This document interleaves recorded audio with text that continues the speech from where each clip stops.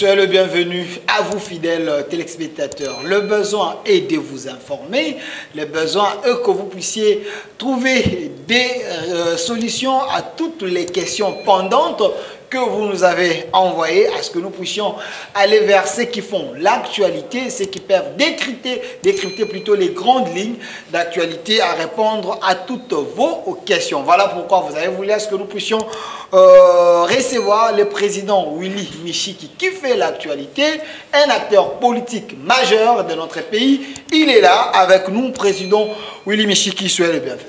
Merci pour l'invitation. Je rappelle que vous êtes président de UNANA, également vous êtes ancien ministre ou vice-ministre, vous êtes de l'Union Sacrée, c'est vrai? Tout à fait, et je suis aussi des regroupements AFDC et alliés. Les regroupements de l'informateur. L'informateur, tout à fait. Voilà, avec vous, nous allons tenter de répondre à des questions très questionnantes. Nous allons la thématique alignée. Les bureaux d'âge, est-ce habilités à faire les contrôles parlementaires? Nous allons tenter à répondre à toutes ces questions avec vous. Quel profil d'homme pour les nouveaux bureaux de l'Assemblée nationale qui s'annoncent déjà, parce que les rapporteurs de l'Assemblée nationale ont annoncé déjà les dates du 28 janvier au 3 février. Vous devez normalement organiser ces élections pour avoir un nouveau bureau. Également, nous allons parler de l'Union Sacrée. Est-ce une boussole pour résoudre les problèmes des Congolais? Nous allons également en parler. Et un autre point, comment faire pour gérer les ambitions des uns et des autres dans l'Union Sacrée, et aussi le communiqué de Martin Fayulu qui a écarté Jean-Pierre Bemba et Moïse Katumbi. Il a pris acte, il ne veut plus d'eux au sein de la Mouka parce qu'ils ont déjà traversé de l'autre côté. Mais commençons par le bureau d'âge. La question est là. Est-ce que le bureau d'âge est habilité à faire les contrôles parlementaires? Président Willy Michiki. Tout à fait. Vous savez, les défauts que les Congolais ont, c'est celui de ne pas lire les textes de loi qui nous régissent. En vertu de la Constitution actuelle, la Cour constitutionnelle, c'est la plus haute juridiction du pays. Et ces arrêts n'appellent pas de débat. Il n'y a pas de recours sur les arrêts de la Cour constitutionnelle. Or, le président du bureau d'âge, l'honorable Mbosso Kodia, que je salue en passant, c'est mon ancien collègue du gouvernement, deux fois d'ailleurs collègue dans le gouvernement de Mobutu comme dans le gouvernement de Kabila, j'étais avec lui. Okay. Étant né de la dernière pluie, donc c'est un homme averti. Vous savez, nous qui avons travaillé avec Mobutu, nous sommes des hommes aguerris politiquement. Il a préféré ne pas fauter ou tomber dans l'illégalité. Il a demandé à la Cour constitutionnelle, à travers une requête déposée par Maître Sylvain Lumbu, pour interpréter l'article 101 de la Constitution. Et la Cour constitutionnelle a déclaré cette requête recevable et fondée, et la Cour a dit que les bureaux d'âge qui fait office du bureau provisoire a les pouvoirs d'un bureau définitif. Et la Cour est allée même plus loin pour dire que même les mandats de député national n'est pas impératif, puisque le député national n'est pas un garçon de course de qui que ce soit, encore moins de son autorité morale ou de son regroupement politique, mais le député national a un mandat du peuple. Il tire son mandat du peuple, dont il doit jouir de sa liberté. Et en vertu de cette interprétation-là, ça a donné le pouvoir au bureau d'âge de pouvoir faire ce qu'on appelle contrôle parlementaire. Et les contrôles parlementaires, c'est la routine, puisqu'il ne faudrait pas considérer que lorsqu'il y a un bureau provisoire, comme un bureau d'âge, donc les gens, les gouvernements peuvent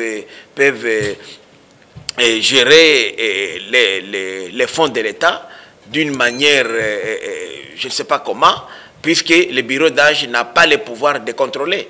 Mais la justice est là, parce que le bureau, selon le PPRD et les FCC. Ces bureaux n'ont pas installé le gouvernement.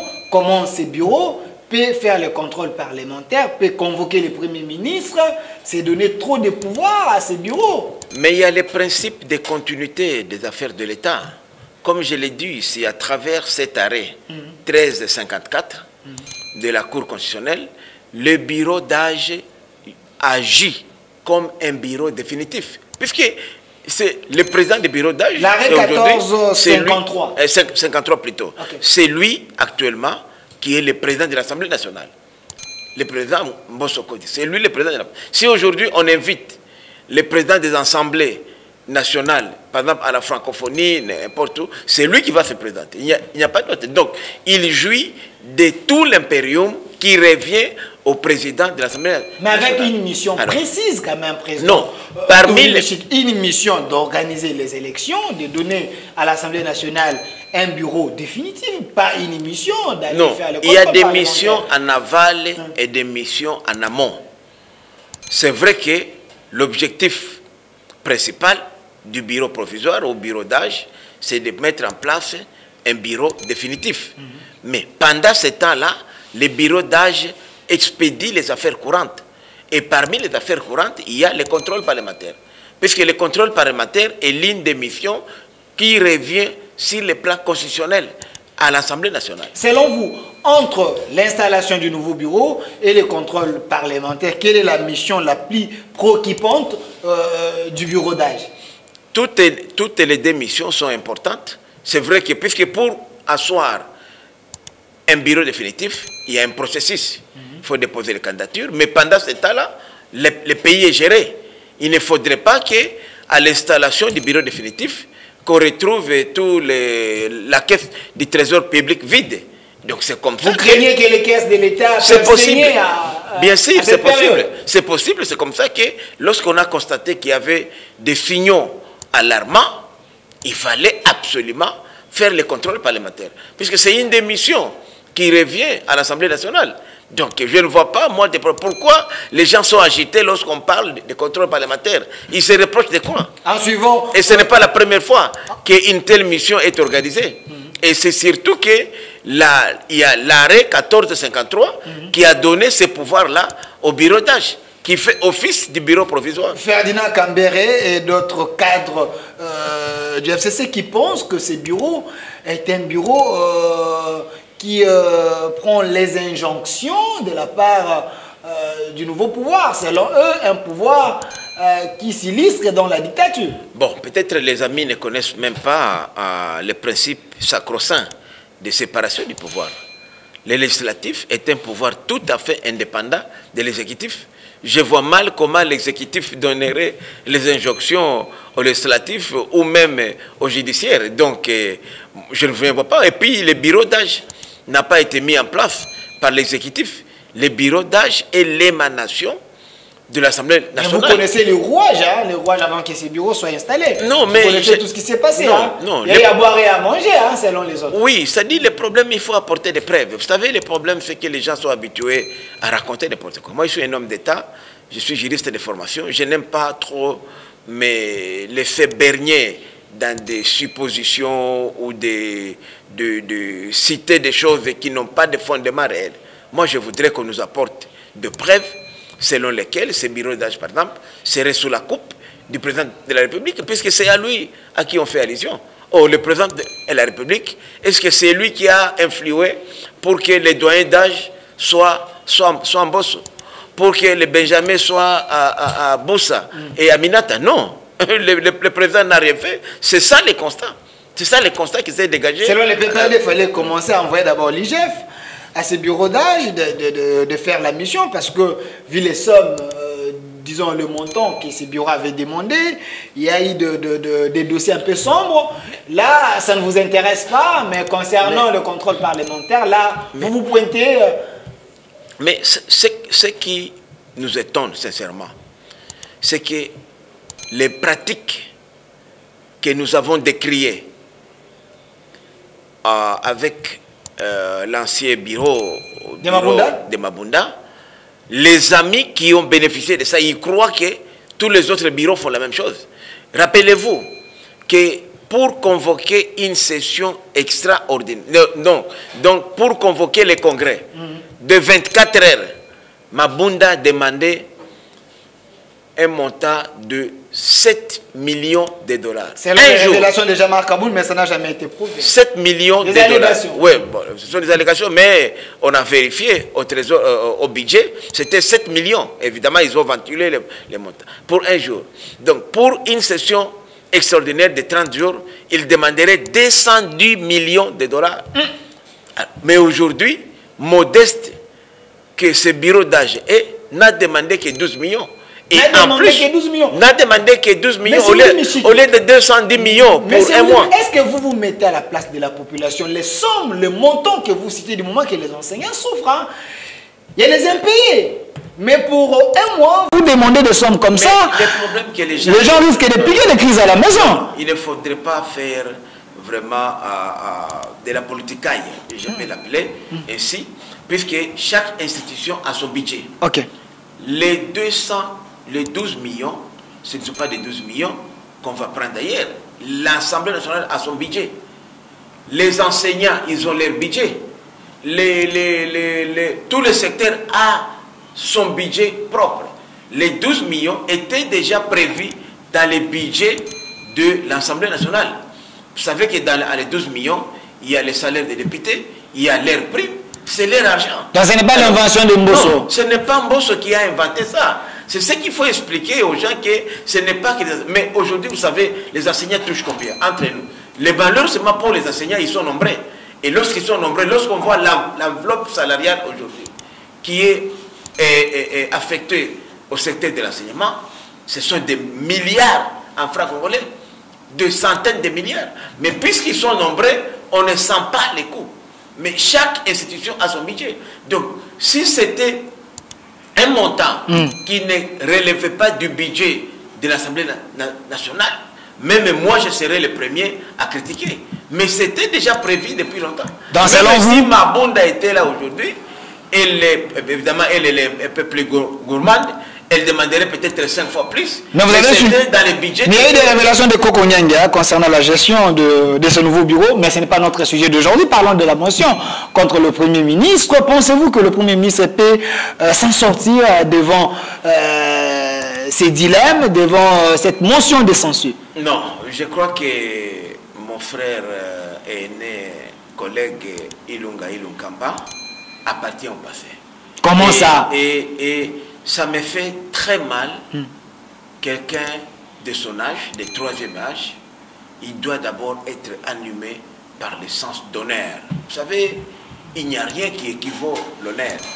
Aujourd'hui, il va être destitué, et non seulement destitué pour se retrouver chômeur, mais il va aller en prison, puisqu'il y a des dossiers pénaux qui ont été relevés à sa charge et qui, après sa destitution, il restera dans l'histoire de ce pays comme un tout premier ministre qui a quitté la primature pour se retrouver en prison. Rappelez-vous de l'affaire de la SNCC, Monsieur Chiki, mandataire DG de la on doit vous prendre au sérieux lorsque vous dites sur ces plateaux que le Premier ministre Sylvestre Ilunkamba, il risque de faire la prison. Souvent, les choses que vous avez l'habitude de dire, ça se réalise toujours. Comment vous êtes dans les secrets d'État pour savoir que le Premier ministre serait arrêté? Puisque lorsque vous lisez la pétition qui a été signée, notamment la motion de censure, il y a des éléments qui ont été soulevés et qui aujourd'hui engagent la responsabilité pénale du Premier ministre, notamment la gestion financière. Il y a beaucoup de secteurs aujourd'hui, beaucoup de financements qui ont été payés par les trésors publics, mais dont les projets n'ont jamais eu le jour. Rappelez-vous que l'actuel Premier ministre était directeur général de la SNCC avant d'assumer ses fonctions de Premier ministre. vous connaissez la situation actuelle de la SNCC. Sous la gestion de Kabila. Vous avez dit que vous n'allez pas finir. Mais pourquoi vous cherchez des boucs émissaires? Le problème, ce n'est pas question de chercher les boucs émissaires. Aujourd'hui, il y a des gens qui ont commis, qui sont encore poursuivis, les nazis, pour les crimes commis pendant la Deuxième Guerre mondiale. Donc, pour sa gestion, c'est encore récent. C'est-à-dire qu'au moment où nous parlons, même il paraît que l'inspecteur général des finances aurait envoyé une équipe à la SNCC pour diligenter une enquête sur la gestion de la SNCC. Ce n'est pas lui qui est visé, mais il a quand même un passif.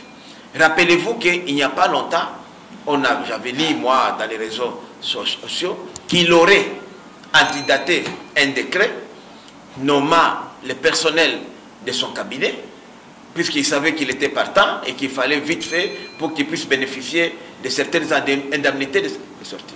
Et c'est une faute pénale qui vaut 3 à 5 ans de prison. Donc, je vous dis... Et c'est toutes les choses qui se passent dans les réseaux sociaux. Il ne faut pas authentifier cela, plutôt il faut... Ce que j'ai dit maintenant, il faudrait maintenant qu'une enquête soit diligentée. Je pense que l'Assemblée nationale pourrait, je dis bien pourrait, mettre le Premier ministre, après sa destitution, les mettre à la disposition du parquet général près la Cour constitutionnelle, qui est son juge naturel, en vue de pouvoir examiner toutes les présomptions qu'on aura portées sur lui. Si il arrivait à se justifier, il n'y a pas de problème. Nous voulons, l'union sacrée, au fait, c'est l'état des droits. Vous savez ce qui Nous allons en parler. Non, je vais dire quelque chose. Vous savez ce qui fait peur à nos amis de l'ex-FCC, ex-FCC, puisqu'il n'y a plus d'FCC. Le FCC existe, mais dans le FCC au sein de l'Union sacrée. 70% des règlements des FCC sont avec nous dans l'Union sacrée. Nous allons parler. Comme tel, il n'y en a plus. Nous parlons d'abord de la motion. Ce qui fait peur à ces amis-là de PPRD et Mosaïque, c'est justement la justice instaurée par l'Union sacrée. Une justice qui est entre vos mains aujourd'hui. Une justice caporalisée selon les autres, selon l'opposition, selon le PPRD et les autres. Le chef de l'État, tu sais qu'il dit, est venu revaloriser la fonction de la justice. Il est venu pour que les Congolais se sentent réellement qui sont dans les propres pays. Puisqu'il y a des gens aujourd'hui à qui on a réduit des biens, des maisons, de ceci et de cela. Et puisque les gens étaient au pouvoir, on ne pouvait pas. Il y a des gens qui occupaient des maisons de l'État ici. D'ailleurs, là, je félicite mon ami Chadari, je le fais éclairer, puisqu'il a accepté de libérer la maison de l'État. Bon, mon frère Kokonyang, je crois, fera aussi la même chose, et tous les autres. Donc c'est de nouveau dans ces pays. Vous savez que 80% de maisons ici à Gombe étaient des maisons de l'État. Vous le savez très bien, 80%. C'était des maisons de l'État. Donc il y a encore des dossiers, ce n'est pas encore fini. Il y a déjà aujourd'hui des Libanais, des Indiens qui s'arrangent avec les services de cadastre pour acheter des biens de l'État. Tout ça, nous allons les restituer à l'État. Vous étiez ministre, vous prenez des décisions. Qu'est-ce que vous faisiez à l'époque? En réalité, mais c'est comme si... vous ne faisiez rien. Vous êtes en train de décrire du moment que vous avez géré avec Kabila plusieurs fois. Je dois d'abord vous dire qu'un ministre n'a pas de pouvoir. Vous savez que les ministres, c'est comme un petit secrétaire à qui on confie une tâche et il gère la tâche au niveau du ministère. Les ministères, il n'y a pas un ministre qui vient avec son programme pour diriger son ministère. Pas du tout. C'est ce que les gens peut-être... Mais les ministres ici, ils prennent des décisions, décident, ils changent. Quelle décision il va prendre, puisque lui, il y a un programme du gouvernement que les membres du gouvernement exécutent. Le seul chef du gouvernement, c'est le Premier ministre. C'est lui qui diligente l'action.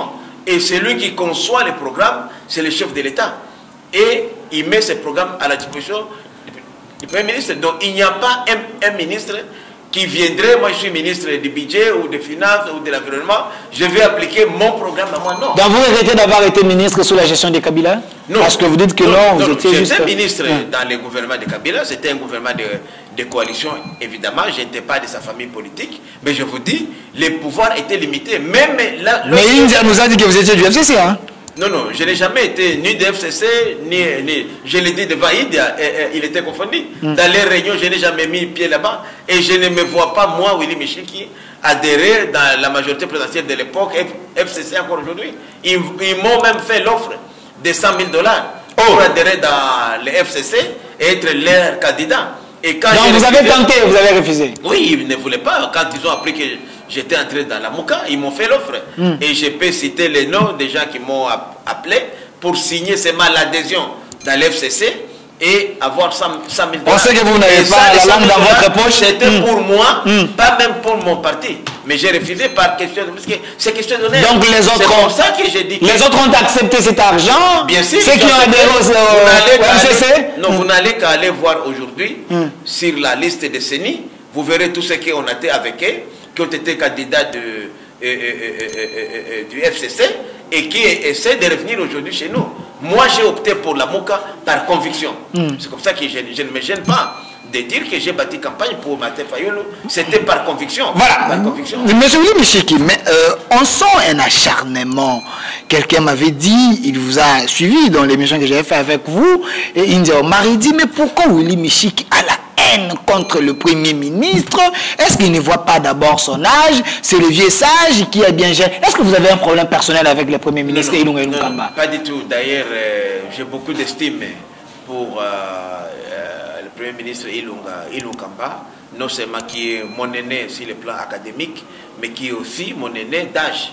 Et vous savez que ce que moi je ne comprends pas, je me dis, est-ce que c'est le même Sylvestre Ilunga Ilunkamba que j'ai connu à l'IDIKIN, que j'ai connu à la SNCC, ou c'est quelqu'un d'autre qui est, comme on dit, il est né d'un nouveau, mais du mauvais côté. Puisque normalement, quand on est né d'un nouveau, on devient plus sain, on devient plus pur, mais lui, il est né d'une manière négative. Il est né de nouveau négativement. Je ne peux pas comprendre quelqu'un comme lui, intellectuel de surcroît, mettons de côté même la fonction du Premier ministre. Professeur, vous avez été mis à ces fonctions-là par une coalition. FCC cache. Ce n'est pas seulement cache, FCC cache. Même l'ordonnance signée par le chef de l'État, normal, le Premier ministre, l'ordonnance du 20 mai 2019, qui le nomme Premier ministre. À les libeller. Vu la coalition FCC cache. Vu la coalition FCC cache qui est majoritaire. Bon, du moment où cette coalition qui vous a porté au pouvoir n'existe plus, pourquoi vous devez encore vous cramponner à ce pouvoir-là? Mais nous avons la Constitution, M. Willy Michiki. On nous parle de l'état des droits. Vous également, vous êtes du côté de l'Union sacrée. Nous avons l'impression que vous êtes en train de violer cette Constitution avec la volonté, avec l'amour. Parce qu'il y a le mécanisme dans la Constitution. Si il faut des choix, ou soit chasser le Premier ministre, il doit d'abord déposer sa démission. Vous n'allez pas le forcer. Apparemment, vous êtes en train de faire les choses avec le forcing. Non, mais il y a aussi, comme je le disais, pour les cas d'espèce. Puisque Ilunga Ilunkamba n'a pas voulu prendre en compte son propre honneur, sa dignité. Parce que vous savez que nous avons eu tous, moi j'étais ministre à 26 ans, la première fois, j'étais le plus jeune ministre. Nous avons eu à exercer des fonctions importantes. Mais il n'y a rien dans la personne humaine que la dignité d'un homme, que l'honneur d'un homme. Ça n'a pas de prix. La dignité comme l'honneur n'ont pas de prix. Et c'est comme ça que moi je dis toujours, je ne cesse de le dire, que pour les cas d'espèce de Ilunga Ilunkamba, s'il avait le sens d'honneur, il devrait s'effacer.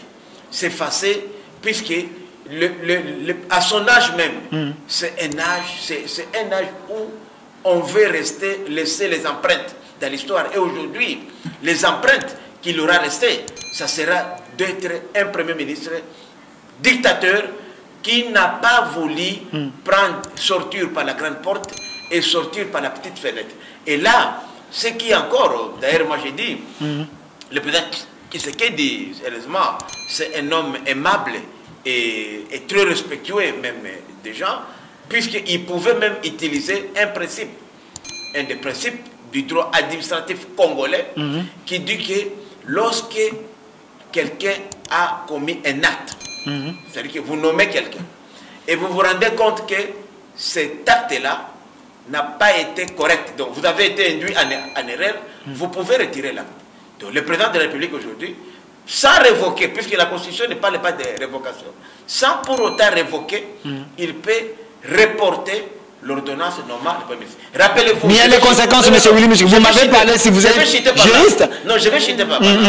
Rappelez-vous que plusieurs fois, les amis de FCC, dont j'ai beaucoup de collègues juristes qui sont là, les Némi, les Minakou et consorts, demandaient au chef de l'État de rapporter son ordonnance nommant les magistrats de la haute cour, de la cour constitutionnelle, pour le cas d'espèce.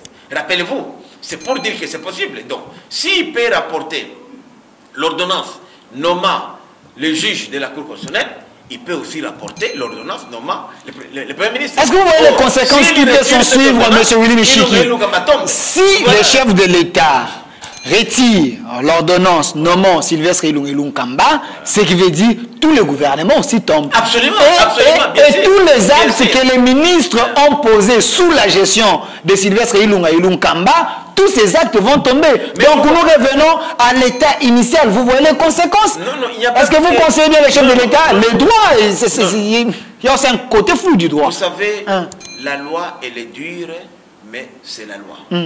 Du reste, donc, c'est pour vous dire que nous voulons construire, c'est justement l'union sacrée de la nation, qui est la nouvelle vision du chef de l'État, qui est la rupture avec le passé, doit avoir des victimes. Et parmi les victimes, ce sont ces conséquences-là, nous les assumons pourvu que nous repartons à zéro. Avant de parler de l'union sacrée, M. Willy Michiki, vous demandez au Premier ministre de démissionner, mais apparemment, vous voulez une chose et son contraire. Parce qu'il y a le ministre, l'union sacrée, si je peux dire, au sein du gouvernement, Ilunga Kamba. Pourquoi eux, d'abord, ne montrent pas l'exemple de démissionner pour dire que non, on est loyaux et fidèles à notre président et autorité morale? Non, pas du tout. C'est-à-dire que lorsque les chefs du gouvernement, c'est le Premier ministre. Et c'est lui qui est, ce n'est pas le ministre, c'est lui qui est responsable devant l'Assemblée nationale, qui répond à l'Assemblée nationale. Donc, lorsque l'action gouvernementale échoue, la responsabilité revient au Premier ministre. Lorsque ça ne va pas au niveau national, l'ensemble, c'est le chef de l'État, puisqu'il n'y a que lui qui a été élu sur base d'un programme. Et c'est lui qui sera comptable en 2023. C'est pourquoi les ministres n'ont pas besoin de démissionner. C'est leur chef. Lorsque Ilunga Kamba démissionne, lorsque nous allons destituer tout à l'heure là, le Premier ministre, tout le gouvernement va tomber, c'est un député démissionnaire. Il y a un débat, il y a des motions contre là-bas au Parlement. Est-ce que vous allez, vous serez en mesure de destituer le Premier ministre? Parce que vous avez chanté hier, vous allez le faire, mais il est toujours encore le Premier ministre, même si il est destitué, il va rester toujours en fonction jusqu'au mois de mars. Donc vous allez toujours souffrir de le voir. Non, ça dépend. Non, pas du tout. C'est-à-dire que lorsqu'il est destitué normalement et qu'il y a des poursuites pénales, on va les mettre à la disposition de la justice. Pourquoi vous insistez sur les poursuites pénales? Non, dans la motion, il y a certaines malversations financières qui ont été dénoncées. Il y a la complicité avec les problèmes de la sécurité à l'Est, avec les ADF. C'est une responsabilité pénale qui revient au Premier ministre. Donc, à ce moment-là, lorsqu'il sera mis destitué et mis à la disposition de la justice, à ce moment-là, c'est le vice-premier ministre précédent qui est Gilbert Kankonde, qui va assumer l'intérim du Premier ministre jusqu'à l'avènement du nouveau gouvernement. Selon vous, on peut dire présentement, le Premier ministre est en train de vivre dans une prison à ciel ouvert. Non, il est déjà dans la prison. À ciel ouvert d'abord pour le moment. À ciel ouvert, mais très bientôt, le Premier ministre sera mis à la prison. Moi, je ne suis pas... La justice, elle est indépendante. Il y aura une instruction. Mais les arguments que vous avez, les éléments que vous avez prouvent déjà qu'il est candidat à la prison. Non, les éléments que je vis, en tout cas, qui ont été constitués et portés à sa charge, je ne vois pas comment Ilunga Kamba échapperait de la prison. Voilà, sur ce plateau, fidèle téléspectateur, je suis avec le président Willy Michiki, président de UNANA. C'est un ancien ministre de la République. Il est dans l'Union sacrée. Aujourd'hui, on est en train de décrypter les grandes lignes d'actualité. Mais parlons de l'Union sacrée parce que c'est ça l'idéal même de vos tractations et autres. L'Union sacrée, comment gérer les ambitions des uns et des autres dans l'Union sacrée du moment qu'avec FCC, vous disiez que FCC cache, mais aujourd'hui vous avez FCC, vous avez FDC, vous avez l'UDPS, vous avez l'UNC, vous avez MLC, vous avez Katumbi, plusieurs autorités morales. Comment gérer cette gestion des ambitions? Bon, d'abord, il faut dire que je comprends qu'il y a eu un engouement. C'est vrai que l'idée a séduit tout le monde, commençant par moi-même. Mais très peu de gens ont compris le sens de l'union sacrée. L'union sacrée, ce n'est pas un regroupement politique. Ce n'est pas une plateforme politique où vous allez, avec des cahiers de charges, demander « Non, moi j'ai fait ça, j'ai fait ça ». Non, ce n'est pas le major, l'union sacrée. L'union sacrée, c'est une vision. C'est une prise de conscience. C'est une réconciliation des Congolais avec lui-même. C'est cet amour de la patrie qui nous anime pour dire que, comme le chef de l'État l'avait bien même dit, que mettons de côté nos casquettes politiques, mettons de côté tout ce qui est intérêt partisan et regardons la République. Mais la République, c'est quoi? Ce n'est pas les majors. La République, c'est quoi? Ce n'est pas que moi je me mets là-bas pour vous enlever vous. Non. C'est pourquoi j'avais dit, dans l'union sacrée, tous les Congolais, ils sont les bienvenus. Même l'ancien président Kabila. D'ailleurs, moi, je l'ai toujours invité à venir dans l'union sacrée. Oh, vous invitez Kabila à l'union sacrée? L'union sacrée n'est pas contre Kabila, les gens déjà ne comprennent pas. Michel Dar ne va pas accepter. Non, mais... Maintenant que les autres... Même Bochab ne va pas accepter. Les qui ont tué ce pays, et les Minakou, tous ces gens-là qui ont induit Kabila pendant 18 ans en erreur, pour que nous retrouvons là où nous sommes aujourd'hui, ils sont les bienvenus dans l'union sacrée. C'est ça que Katumbi ne veut pas, Jean-Pierre Bemba. Justement, c'est une promiscuité. Hein? Moi, j'ai dit qu'il y a des amis qui sont avec nous aujourd'hui qui ne comprennent pas les concepts de l'union sacrée. L'union sacrée, ce n'est pas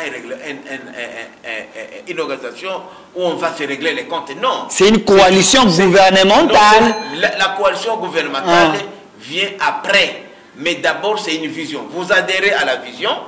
Nous disons, nous partageons la même vision, alors co-gérons les pays ensemble.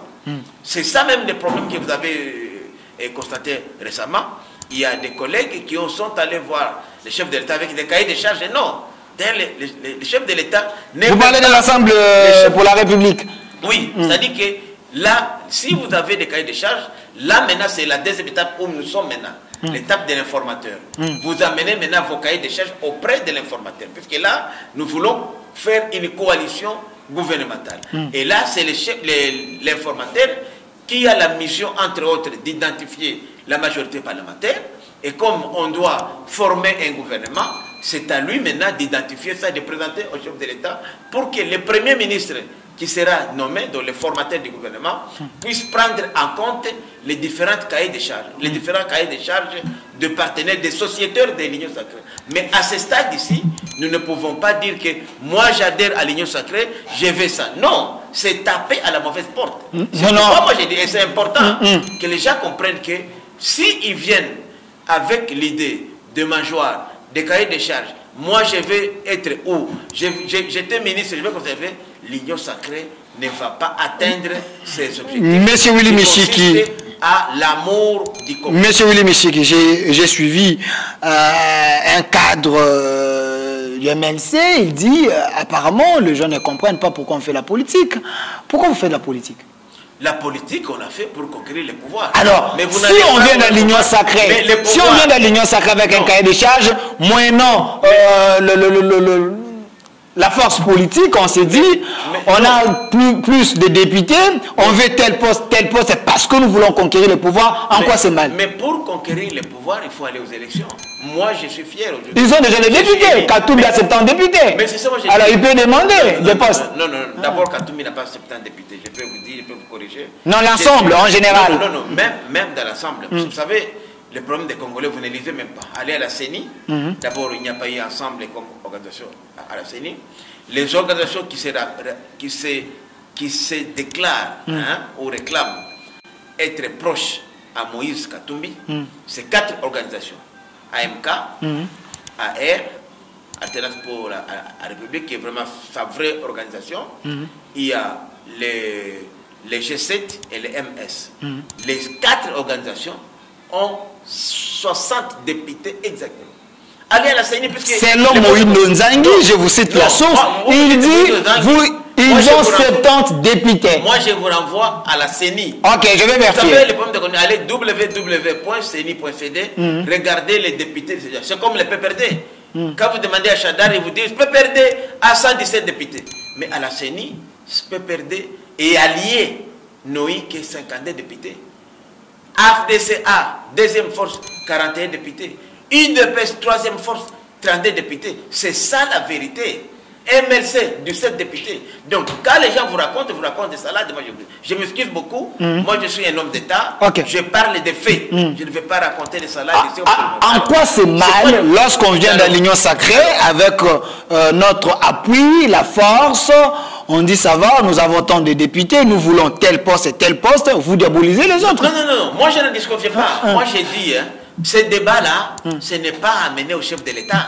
Nous parlons de la gestion des ambitions dans l'Union sacrée, c'est important, M. Oudoumichiki. Le chef de l'État, Tshisekedi, n'est pas informateur.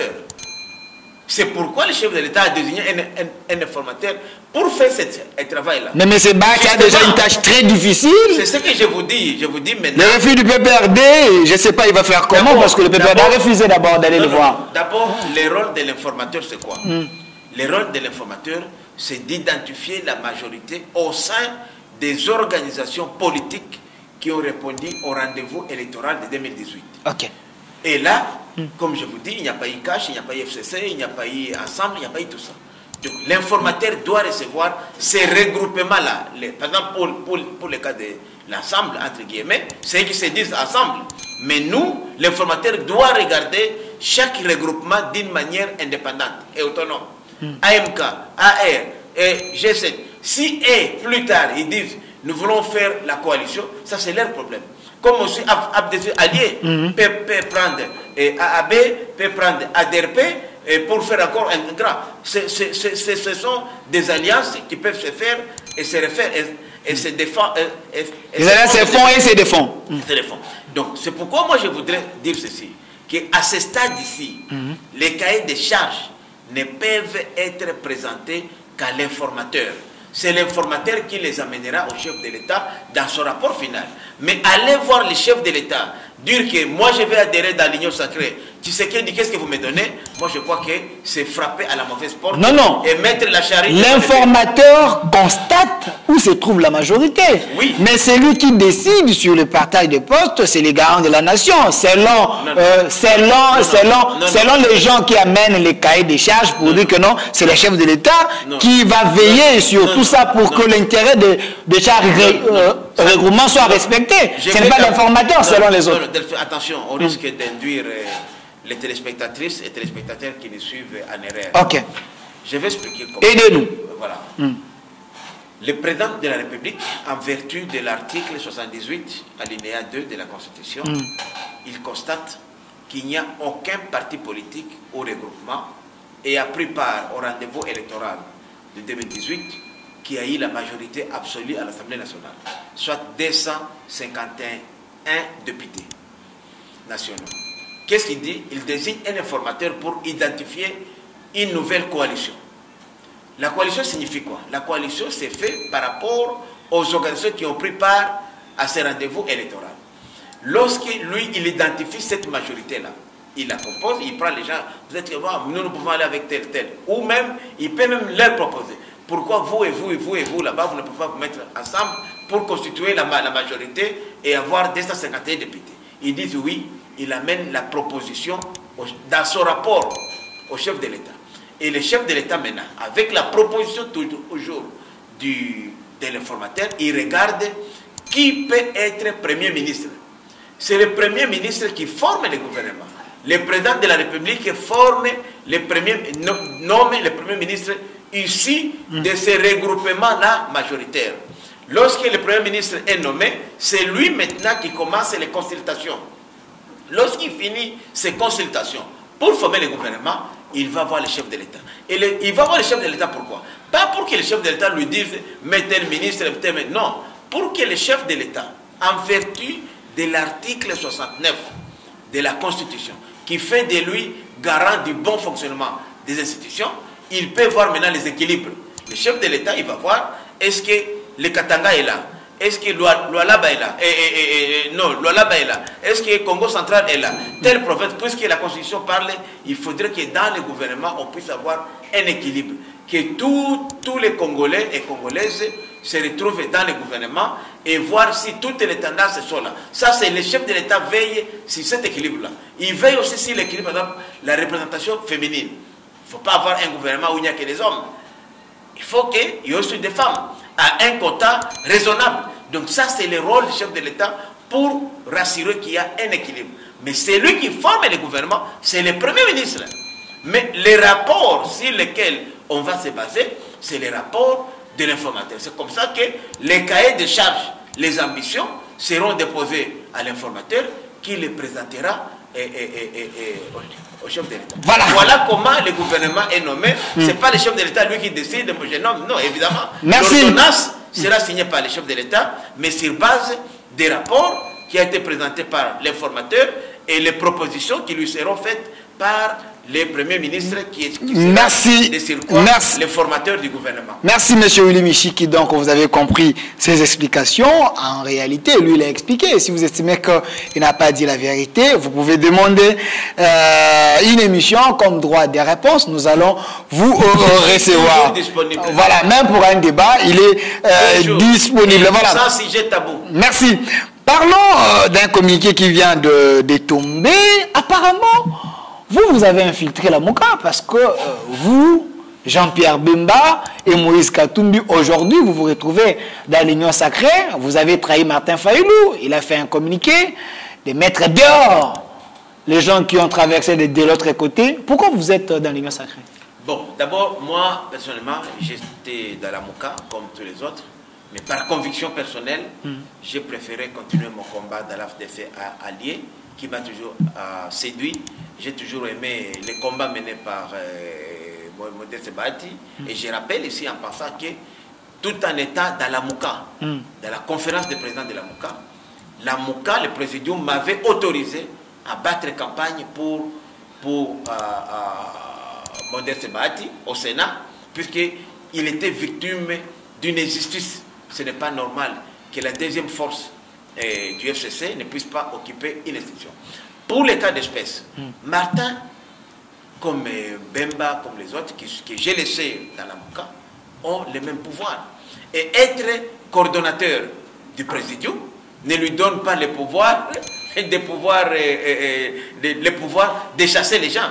D'abord, je dis, toutes les décisions de la Mouka se prennent au niveau du présidium. Oh, le présidium aujourd'hui a 4 personnes. Il y a 2 qui sont avec nous dans l'Union sacrée. Il y a 2 qui n'ont pas voulu adhérer à l'Union sacrée. Entre nous, je vais être vraiment au milieu du village. Est-ce que les 2 qui sont restés là-bas, en dehors de l'Union sacrée, ont le pouvoir de dire, moi je crois, même si on voit aujourd'hui les apports politiques, j'ai dit apports politiques et sociologiques, je crois que les 2 poids lourds qui sont avec nous ici, j'ai dit aussi moi pour les Kivu, moi pour les... Vous n'avez pas les députés, c'est normal. Vous ne pensez pas par rapport aux autres. Moi j'ai dit l'apport politique et sociologique en termes de nombre. Vous savez que ma province du Nord Kivu, parce que Kinshasa c'est la capitale, ma province est la première force politique de la République. Nous avons 10% de députés nationaux aujourd'hui. Et si quelqu'un est élu au Nord Kivu, vous serez élu partout. Nous sommes la première. Donc nous demandons aux autres provinces de nous devoir un certain minimum de respect. Puisque nous donnons 10% de lecteurs sur l'ensemble de la République. Donc, nous pesons, et moi je représente les grands Kivu. Moi, Willy Michiki, j'ai quitté la Mouka. Je suis dans l'AFDC allié, je suis dans l'Union sacrée. Bemba qui représente l'ex-Grand Équateur et une grande partie de Kinshasa, on connaît la force de Bangala ici. il est dans l'Union sacrée. Moïse, l'ex-grand Katanga, c'est déjà 70%. Si on ne compte pas Kinshasa, alors... On dit que vous avez suivi le vieux vert, on vous a débauché, vous, Jean-Pierre Bemba, Moïse Katumbi, Matungulu, vous suivez là où il y a les miels. Non, moi je vous dis, ces questions, la politique, elle est dynamique. Mais qu'est-ce qui reste encore aujourd'hui? La Mouka, quand on parle de la Mouka, pour moi, sincèrement, la Mouka est dans l'Union sacrée. Parce que quand je vois toutes les grandes figures de la Mouka avec qui on était, donc, les délices, c'est ça, il ne faut pas aussi les sous-estimer. Mon ami Bertrand Ewanga, tous ces grands-là. Aujourd'hui, il est nommé, il est à côté de l'informateur. Tous sont dans l'Union sacrée. Donc je peux dire aujourd'hui, seulement 2 à 3%. 2 à 3% de leaders, parce que nous parlons de conférence des présidents. Bon, Fayoulou, il est président du parti comme moi, et comme Mouzit aussi. Et tous les deux sont du même, de l'ex-Bandundu, une seule province. On ne peut pas ramener une affaire d'une organisation importante à une histoire cotérique. Donc on veut ramener la Mouka dans une histoire de cotérie, puisque nous sommes nous, des Bandundu, des Bakongo, alors nous coalisons pour s'accaparer de la Mouka. C'est eux les vrais soldats de la Mouka, de la résistance. Vous suivez là où il y a la signature. Vous savez qui a donné les noms de la Mouka? Selon les sources, c'est Félix Antoine Tshombo Tshisekedi. Alors maintenant, pourquoi ne pas les suivre? Pourquoi nous sommes dit, mon cher, je vous dis, nous étions tous dans la Mouka et nous échangeons entre nous. Nous nous sommes dit quand même, Félix est l'un des nôtres. Félix a été notre président du rassemblement. Alors, aujourd'hui, si nous fragilisons Félix, tout en cherchant à anéantir le système Kabila, mais on n'aura rien fait. C'est blanc, bonnet, bonnet blanc. Alors, c'est mieux aujourd'hui de soutenir Félix, puisque si Félix est fort, on va affaiblir le kabylisme. Alors, les gens comme Martin Fayoulou, j'ai beaucoup de respect pour Martin, pour sa conviction, c'est un ami, vraiment un frère, et pour Adolphe aussi, Mouzito, mais j'ai dit, vraiment, il se donne trop de kilos en disant que Bemba et Katumbi ne font plus partie de la Mouka, puisqu'ils sont dans l'Union sacrée. Je crois que c'est eux qui doivent créer autre chose, parce qu'aujourd'hui, je vous dis que 95% de leaders, de chefs de parti de la Mouka sont dans l'Union sacrée. Parce il ne faut pas seulement voir ceux qui sont dans les présidiums, il faut voir les conférences des présidents. Merci. Et je vous cite les Sessanga, les Bertrand Ewanga, les Claude Lubaya, tous ces gens-là, les Kungo Wakumata, sont aussi dans la Mouka et ils ont la même responsabilité que Fayoulou. Dans le communiqué de Fayoulou, c'est un non-événement. Un non-événement pour moi, parce que ça ne s'explique pas. Comment vous, la minorité, vous allez chasser la majorité? Voilà. Merci, monsieur Michiki. L'État n'est pas encore arrivé, mais Fayoulou comme Mouzito sont les bienvenus dans l'Union sacrée. On met la pression là-bas, nous chitons. En 2023, ils pourront nous rejoindre. Voilà, on met la pression, nous chitons déjà. Parlons de ces derniers points importants parce que pour ne pas que nous puissions tomber dans le même problème avec Mabunda et les autres, on vient d'annoncer les dates pour l'élection du nouveau bureau du 28 au 3 février. Alors, vous êtes président d'un grand parti politique, vous êtes un acteur majeur de la politique de notre pays. Alors, quel profil d'homme pour le bureau de l'Assemblée nationale, selon vous? Bon, d'abord, il faudrait que ceux-là qui vont faire partie du bureau définitif soient d'abord des gens... C'est vrai qu'il n'y en a pas beaucoup, hein, il y a à peu près 7. Donc, on ne peut pas représenter les 26 provinces, mais j'aimerais que les ex-grandes provinces de l'époque se retrouvent. Les grands Équateur, les grands Kivu, les grands Katanga, les grands Congo,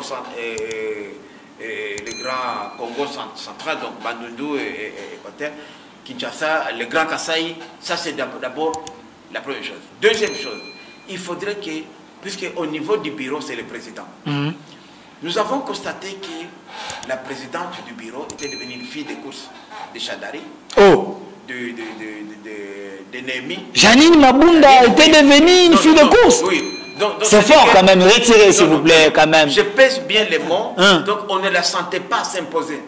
Il y a eu même plusieurs fois. Et la pauvre, vous savez que son mari, c'est notre frère, c'est un Kassaïen. Oui. Elle était dans une position parfois délicate. Inconfortable.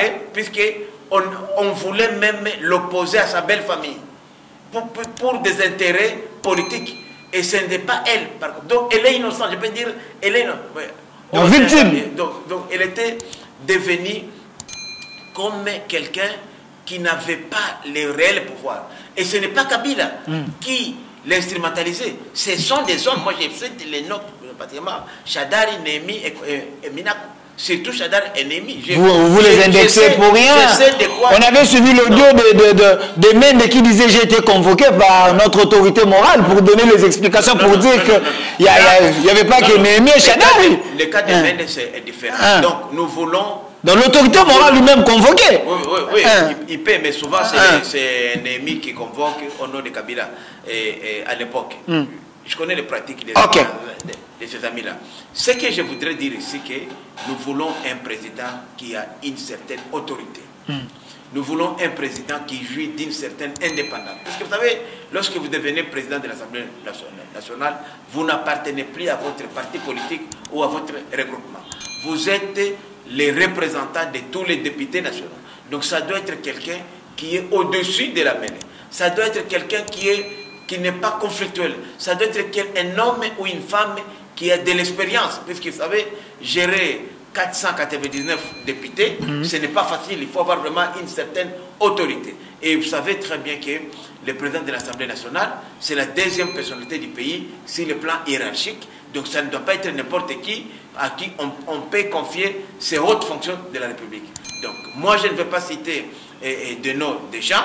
Je crois que dans cette Assemblée nationale, nous avons des femmes et hommes qui rencontrent ces critères-là, ces profils-là, et je voudrais qu'on ne puisse pas seulement dire qu'il s'agit de telles composantes, FCC ou MLC ou AFDFA ou bien Ensemble ou Cash, non. Nous voulons que, puisque maintenant l'union sacrée, comme on dit à Lingala, Ezaliboke Moko, c'est tout un, nous voudrons que celui-là qui sera le président soit les fruits consensuels, proviennent d'un consensus de tous ces petits regroupements-là qui composent aujourd'hui l'union sacrée. Merci. Et ça sera la force de l'union sacrée, parce qu'il ne faudrait pas que l'élection du bureau puisse diviser ou fragiliser l'union sacrée, mais nous voudrons que l'élection du bureau puisse renforcer l'union sacrée.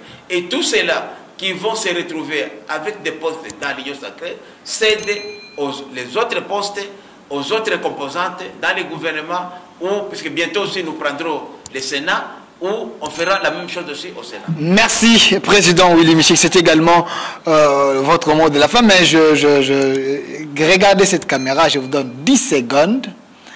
Est-ce que rassurez-vous au peuple congolais en général qu'en 2023, Félix Antoine Tshilombo Tshisekedi sera réélu ou soit il va réussir son mandat? Je peux dire avec certitude, vous me connaissez, tout ce que j'ai dit finit par arriver malheureusement. Félix Tshisekedi, s'il tenait sa parole, s'il réalisait le discours, les réformes qu'il a lui-même cité le 6 décembre de l'année passée, avec l'union sacrée, Félix ira jusqu'à 2028. C'est pourquoi, moi, ça c'est mon point de vue personnel, que j'ai toujours dit depuis 3 mois, j'ai dit, tous ceux qui adhèrent dans l'union sacrée devraient comprendre que c'est une vision. La vision, ce n'est pas seulement pour 3 ans. Je sais que pour Tshisekedi, c'est jusqu'à 2023. Mais moi, j'aurais souhaité que cette vision ici aille même jusqu'à 50 ans. Puisque l'opposition qui va s'opposer à l'union sacrée, c'est pour 50 ans, nous voulons continuer avec cette vision. C'est comme ça que, comme la Constitution a prévu pour les mandats présidentiels, une fois renouvelables, allons avec Félix jusqu'à 2028. Et les autres amis qui ont des ambitions, nous en tout cas à l'AFDF alliés, on n'a pas d'ambition présidentielle. Je n'ai jamais entendu mon autorité morale l'exprimer. Les autres amis de l'Union sacrée qui ont cette ambition-là, nous sommes prêts à les soutenir, mais pas avant 2028. Merci, Monsieur Willy Michiki, d'avoir répondu à notre invitation. Je rappelle que vous êtes président de INANA, ancien ministre de la République démocratique du Congo. Également, vous êtes membre influent de l'Union sacrée.